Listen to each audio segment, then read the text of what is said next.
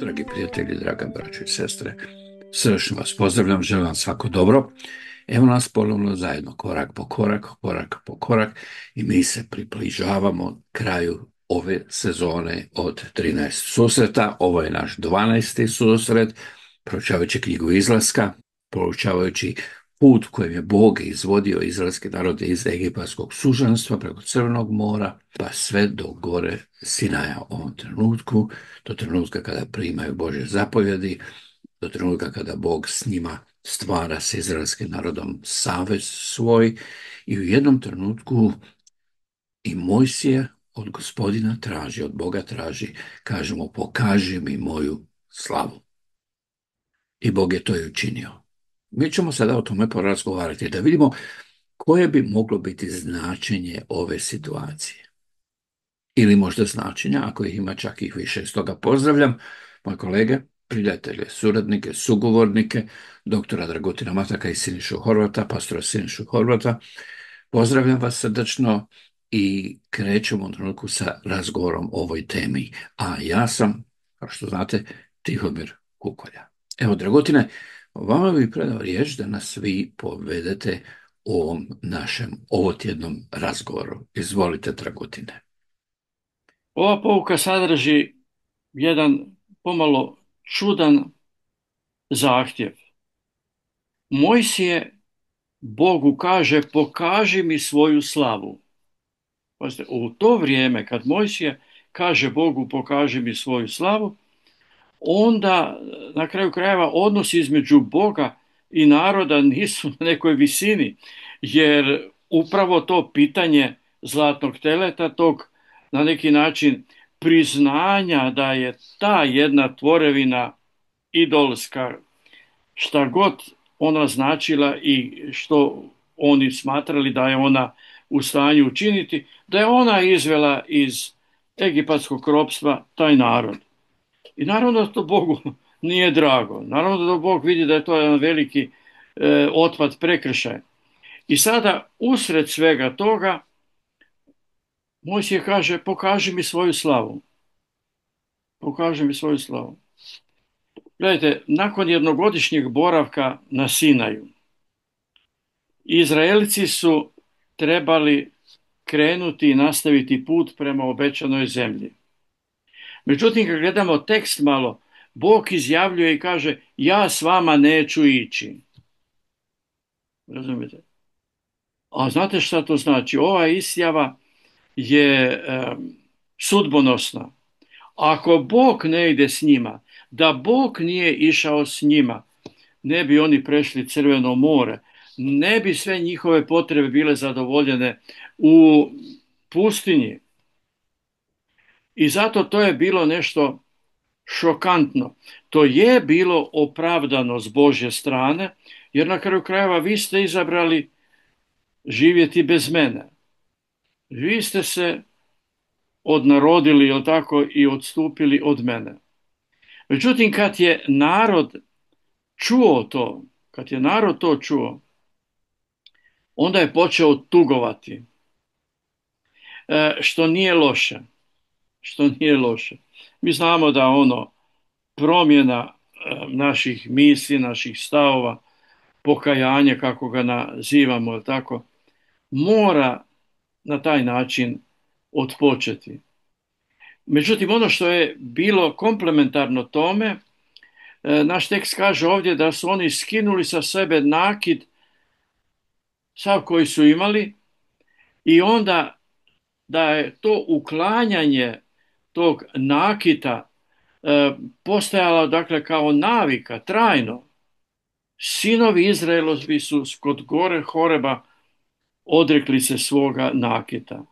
Gledajte, da li se sjećamo da kada je trebalo sakupiti za ono zlatno tele, da su oni svim srcem, jel tako, davali šakom i kapom više nego što je trebalo. Znači, to davanje je govorilo o njihovom raspoloženju. Međutim, sada oni se odriču toga nakita. Možda je to isto jedna pouka da im je taj nakid, da je to zlato, razumijete, pazite, danas ko ima investiciju u zlato, ja mislim da on je prilično siguran. Pa vjerojatno i u to vrijeme nešto slično je bilo. Međutim, oni kažu ni to zlato nam ništa ne pomaže ako Bog ne ide s nama. To je, gledajte, taj naš e, uvod u cijelu našu biblijsku pouku, situaciju. Sada, biblijska pouka spominje da postoje, dakle, te razne glavne teme u izlasku i da jedna od njih je Božja slava i na koji način je Bog slavan. Najprije kaže da se ovdje govori o Božjoj prisutnosti, pa onda Božjem spasenju, pa Božjem vodstvu i onda kao četvrta tema je Božja slava. Što jednostavno Boga čini slavnim? Što je dakle odlika njegovog karaktera i srž njegovog karaktera? To je ono čime se sada bavimo u našoj biblijskoj pouci. I to vidite u takvom jednom događanju gdje Bog negoduje i gdje kaže, znate šta, ja ne želim vas prisiljavati, ja ne idem više s vama, vi imate svoje bogove idole, idite s njima. Međutim, narod zauzima jedan pozitivan trend ili smjer. I sad ćemo vidjeti dalje kako se cijela naša biblijska pouka odvaja. Vidjet ćemo u tim raznim dijelovima da na koji način Bog očituje taj svoj, dakle, stav i kori ih, a onda isto tako kako on objavljuje tu svoju slavu. I onda može li ta Božja slava biti i dio našeg iskustva? Dragote, puno hvala na uvodu u ovu temu koja je ne samo zanimljiva, nego čak i donosi neke informacije o kojima nekako kao da smo ih možda neki od nas i previdjeli u čitanju našeg Svetog pisma. Pa stoga bi ja, Siniša, postavio vama pitanje. Prije nego što govorimo o toj molbi Mojsijevoj, toj zamolbi Mojsijevoj, da on vidi Božju slavu, što se tu stvari događa, da se možda vratimo na trenutak na detalj kojem je Dragutin već progovorio, a to su ta dva šatora. Možda i vi još želite, Siniša, nešto dodati, nekom misle upravo tome. Taj jedan šator koji je izvan tabora i šator koji je eto sada u središtu naroda Božjeg. Recite još koju riječ. Pojasnite malo značenje. Pa da, u stvari to može povezati se isto sa tim, znači, viđenje slave se nadovezuje, ali dobro je da se spomene još malo više o tom šatoru, pogotovo ovom šatoru koji je van tabora. Mislim da smo spomenuli jedanput i možda to neko će krivo razumjeti tu riječ, ali ne bi trebala biti krivo razumljena. Znači, kad govorimo o tom prikazu u hramovima, znači to je jedna vrsta, kažem riječ je možda nekog će uzbuditi, ali to je jedna vrsta igrokaza. Znači to je jedan slikoviti prikaz, to je kao neki flanelograf koji koristimo u nedeljnim subotnim školama djeci da bismo objasnili neke puno veće istine. I sad ovdje imate taj šator daleko van tabora i sad to izgleda kao da odjedanput Bog se onako nešto naljutio, neću ja više s vama, i naljutili ste me, evo ja sad, vi sami idite ako ste taki frajari, da možete to napraviti. I sad to djeluje kao da je neki Bog, ne znam, ovako ima neki svoj isto problema. Međutim, to je jedan dio, jedan način, jedan pedagoški jedno oruđe na koji Bog želi objasniti jednu veću istinu. Znate, za Izraelce Bog je bio jamac identiteta. Bez Boga oni su samo skupina robova koji tumaraju pustinjom. Znači, potpuno besciljna, nikakve nema ništa. I ova odluka bi udarila u srce samog naroda, jer bez njegove prisutnosti put u obećanu zemlju potpuno gubi smisao. Kao nama što, znate, mi moramo imati smisao u životu da idemo dalje. Nama je smisao obitelj, smisao nam je sreća za neki način. Znači, kad nam se to uzme, ljudi izgube potpuni smisao. I Bog je onaj koji njima daje taj potpuni smisao. I tu pokazuje u stvari da Božja prisutnost nije automatska. I opet se vraća na ono tele gdje oni njega žele zarobiti na neki način. Sad ćeš ovdje biti s nama, ne možeš niko. I tako je operiralo u antičkom svijetu. Ljudi su vjerovali da ako imaju kip, hram ili ritual, bogovi će uvijek biti na njihovoj strani i neće nikad moći izaći. Međutim, ovdje se pokazuje da se Božja prisutnost ne može manipulirati. Njegova svetost nije kompatibilna sa tim tvrdovratim grijehom koji se. Drugim riječima, Božja odsutnost na neki način, čudan jedan, skoro perverzan zvuči to način, je oblik zaštite. Bolje da se ja maknem van tabora nego da vas moja svetost sprži. A to pokazuje ozbiljnost grijeha, ali isto vrijeme i milost, jer distanca nije konačno odbacivanje, nego daje prostor za pokajanje. I to se događa nama. Znate, mi smo, kad govorimo, evo imaju, mnogi nas idu u crkvu čitav život, ali nikad nisu razumjeli pojam obraćenja, nanovo rođenja. Zašto nisu razumjeli? Zato što nikad nisu imali prilike se odmaknuti i zbilja razumjeti šta se to događa. I znate, često mi se vraćamo Bogu u trenucima kad nam je život isprazniji, kad smo dotakli dno, kad smo sve izgubili. Dok god mi imamo neki osjećaj kontrole, neke snage, nečega da nas možemo sami naprijed, dotle mi nismo spremni da se potpuno predamo.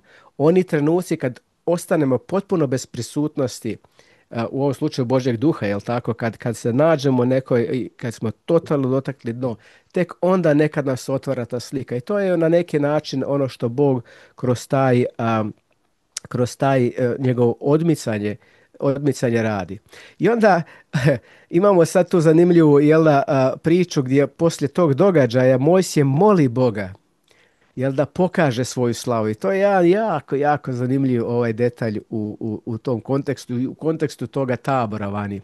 Znači, Mojsije, kad mi čitamo to, mi mislimo šta sad Mojsije izvodi, vidio je tolika čuda, znači, vidio je čuda Božja više nego itko u povijesti cijele Biblije. Gorući grm, 10 zala, crveno more, vidio je manu, vidio je vodu iz stijene, vidio je Sinaj u dimu i ognju, pa ipak onda dođe, aj mi još kao ispada onako, pokaži mi još jedno čudo, pokaži mi svoju slavu.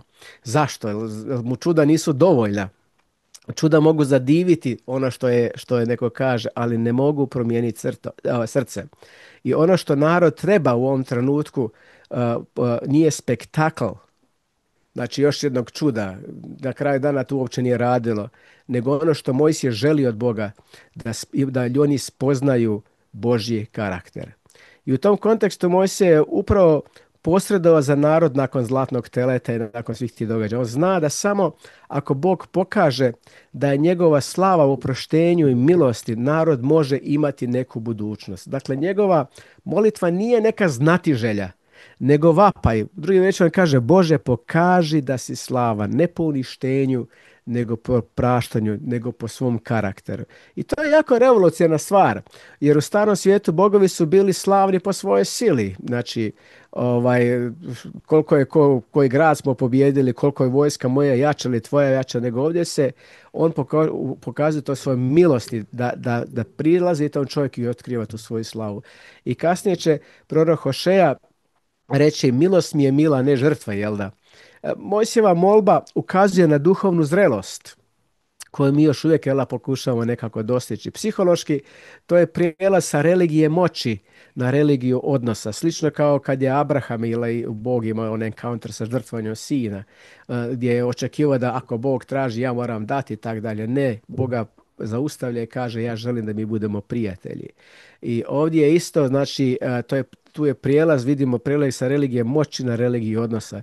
I ljudi često žele da Bog djeluje za njih, koji čini čuda, rješava probleme. Mojsije u ovom trenutku traži nešto dublje. Boga kakav jest u svojoj biti. I to je ono što je Kierkegaard rekao: spoznati Boga znači spoznati ljubav. I Mojsije je to intuitivno shvatio. Prava slava Božja nije u ognju, nego u ljubavi koja prašta. I kako to sad primijeniti na naš život? Koliko puta mi očekujemo neka čuda, no najveće čudo je promjena čovjeka. Znate, mi kad vidimo da se neko zaista promijeni, mislim, nema većega čuda. Najveća Božja slava nije u spektakularnim dijelima, nego u tome da nas on može preobraziti. Da gnjev pretvori u oprost, strah u mir, da može pretvoriti sebičnost u ljubav. Prava slava ko što rekoh, nije u Božjem spektaklu, nego u njegovom karakteru, u toj njegove volji da on se pokaže Mojsiju. I najveće čudo nije more koje se otvara, nego srce koje se zacjeluje i prašta. To je, mislim, poruka ovoga. Siniša, puno vam hvala. I sad u ovoj cijeloj situaciji dolazimo do jednog vrlo zanimljivog momenta. Konačno, Bog svoj način stvara mogućnost gdje dozvoljava Mojsiju da doživi Božju slavu. I čitamo u izvještaju da se dogodila jedna vrlo zanimljiva stvar, a to je da je Mojsijevo lice također pod odrazom te slave Božje počelo odražavati određenu slavu, odnosno određen sjaj, da čak i kad se spustio među svoje ljude, to su ljudi vidjeli, narod je to prepoznao i vidjeli su da je Mojsije u stvari bio u bliskom susretu sa Bogom. Dragutine, što nama ova situacija govori? Što mi možemo iz toga naučiti? I ima li to neku poruku nama, da li i mi na neki način odražavamo ili trebamo odražavati slavu Božju u našem susretu s njime? Izvolite, Dragutina. Ja mislim da ima jako puno pouka, samo ako ne skliznemo u neki misticizam, u nešto što će na kraju krajeva otići od one glavne pouke koju smo malo prije čuli, a to je Božje karaktera, ljubavi, jel tako, praštanja, iskazivanja, jel tako, milosti. Gledajte, to su sve praktični oblici, dakle, ponašanja. I ako su oni ono po čemu je Bog slavan najviše, jer to je pitanje, razumijete, znači on je po tome slavan, razumijete, ne po tome što je stvorio veliki svemir, mislim i to je jako lijepo, razumijete, ali to što on na taj način se očituje u svom ponašanju ili na kraju krajeva u svom odnosu prema čovjeku, i to nezahvalnom i to grešnome čovjeku. Gledajte, to je ono što bi neko rekao u odnosu na naša očekivanja ljudska van svake pameti. Ovo je u pozitivnom smislu. To ne možemo očekivati inače. To mora biti neki božanski akt, neki božanski postupak. I gledajte, to jedno očitovanje Boga koji je slavan na taj način.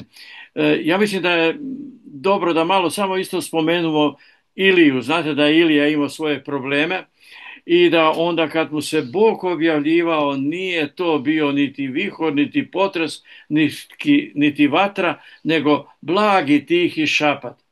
Sada, gledajte, sa takvim jednim stavom, sa takvim jednim usmjerenjem u našem životu, praktičnom životu, ja mislim da i naše lice se mijenja. Gledajte, ja ne bih volio ovdje sada da ovog Mojsija pretvorimo u nekoga lunatika ili ne znam kako bi izgledao taj neki, jel tako, čovjek kojemu lice svijetli, razumijete. Ali samo sjetimo se ovoga.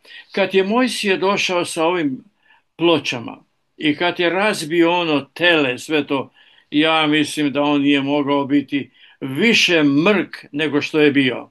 Jel da? Da je njegov pogled, jel tako, palio i žario sve oko sebe, da su svi bježali od njega, razumijete, kako je to lice.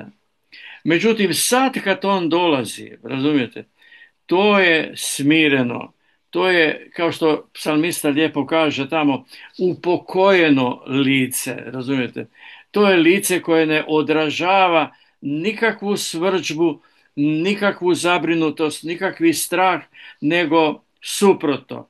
I samo ako idemo, dakle, na toj razini to razumjeti, ja mislim da je to sasvim dovoljno. Ne treba nam nikakve sada nadnaravne svjetlosti, dakle, u tom licu, jer to nije poanta. Poanta je naši stavovi prema onima, jel tako, koji u kriznom trenutku učine ono što nije dolično, i onda Bog kako on reagira.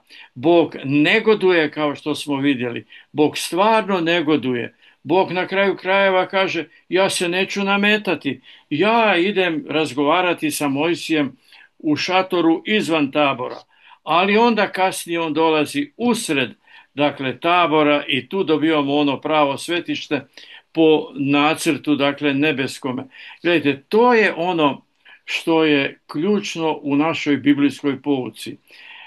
Mi čitamo u Bibliji da Stjepan kad je bio pred velikim vijećem, znate kad su ga pozvali i kada on njima održao takvu propovjed koju, razumijete, valja čitati i možda čak i kopirati u našim izlaganjima, ali onda, je tako, i njegovo lice je sjalo smirenošću. I on je na kraju krajeva izgledao poput anđela, što kažu ova djela.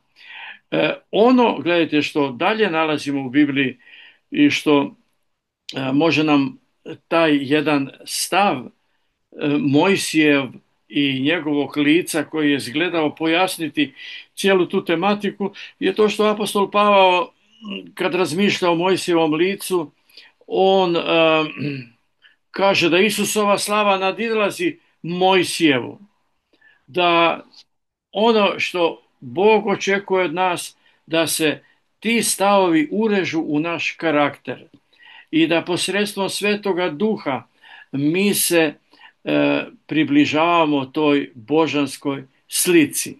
I onda, znate, one poznate lijepe riječi što u evanđeljima čitamo. Učenici trebaju biti svjetlo svijetu. Oni trebaju na taj način svjetliti u ovome svijetu. Oni trebaju biti konkretno u svojem ponašanju veliki primjer. A to vaše svjetlo, je tako, kao što kažu evanđelja, treba zasjati pred drugim ljudima. Tako dakle da taj jedan motiv Mojsijevog lica koje svijetli, opće nam ne treba nikakve magije ili ne znam čega, jer na kraju krajeva ovo je konkretna poruka i konkretni primjer na koji način i mi možemo u svome životu odražavati tu slavu i biti slavni na Isusov način.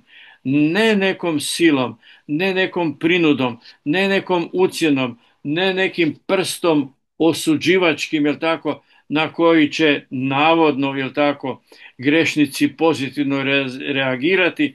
To se ne događa na ovom našem planetu grešno. Nego upravo ta Božja dobrota, Božja milost, Božja zauzetost i ljubav bezuvjetna, ona navodi na promjenu, ona na pokajanje navodi. I na taj način mi postajemo, dakle, prijatelji sa drugima, kao što je i Bog u Isusu Kristu naročito naš prijatelj, koji kad mi padnemo, kad pogriješimo, kad se nalazimo u sudbonosnim trenucima našega života, on će moliti za naš oprost. Kad je Isus rekao oprosti jer ne znaju što čine. Kad je otišao na križ da bi i oni shvatili ko je dobrotvor, ko im želi dobro. Da nije đavao taj, da nisu farizeji, da nisu ti nacionalni i služeni interesi i umišljenosti ono zašto vrijedi živjeti, nego sasvim suprotno. Ono što je Isus pokazao u svome životnome putu i na kraju zapečatio, je tako, svojom požrtvovnom žrtvom, dakle, na križu Golgote. Gledajte, to je upravo ono što treba isplivati, da tako kažemo, na površinu. I zato Mojsije pita, znaš šta, u sve ovo što smo vidjeli, čuli i doživjeli, daj ti nama pokaži stvarno zbog čega si ti tako slavan, svoju pravu slavu. I onda, gledajte, kreće ovo naše očitovanje o kojem smo tako lijepo govorili, da bude nama primjer svima, da i mi u svom životu nastojimo takav stav zauzeti prema ovome svijetu u kojem se nalazimo i koji samo dobrota Božja može dovesti u red i može na promjenu, spasenje i pokajanje potaknuti. Zahvaljujem Dragutine i zahvaljujem Siniša na ovom našem razgovoru koji nas vodi u razmišljanjima tijekom ovoga tjedna. Kao što obično kažem, još bismo jako puno toga mogli reći na ovu temu, ali ono čemu ja razmišljam jednostavno u ovom trenutku jest razgovarajući o tome kako je susret Mojsijev s Bogom proizveo čak i u Mojsiju, da je Mojsije odsjajivao, zračio također nekakvom slavom koju je primio, koja se zalijepila za njega, tako velimo, u tom susretu i vremenu provedenom sa Bogom. Moje pitanje mi je bilo, svakom onda da razmišljamo o tome, počevši od mene, da li mi također u susretu sa drugim ljudima na neki način pružamo nekakav odsjaj, neko ozračje Božje prisutnosti, da smo bili s Bogom, da Bog s nama hoda, da mi hodamo s Bogom, da smo bili u susretu s Bogom, točnije u susretu s Isusom Kristom. Dakle, to nije poziv na nekakvu mistiku, kao što smo to već i čuli, ne o nekakvom izvanrednom iskustvu u duhu i pomazanju i ne znam čemu drugom, ne o nekakvom nenormalnom ponašanju ekstaze, već jednostavno da li naš susret s Gospodinom, da li vrijeme koje mi provodimo s Gospodinom ima nekakvog odraza, nekakvu presliku, nekakvo zračenje, da tako velim, da se događa u odnosu na druge ljude. I ako tražimo nekakve, recimo, najosnovnije primjere, možemo postaviti pitanje da li se nešto od Kristove ljubaznosti zalijepilo i za nas, pa sad se prenosi drugima. Da li je se nešto od Isusovog praštanja zalijepilo za nas, pa sad i mi praštamo drugima. Da li strpljivost koju Isus Krist ima s nama, strpljenje koje ima s nama, da li se to zalijepilo za nas, pa se to prepoznaje sad i na neki način i na nama.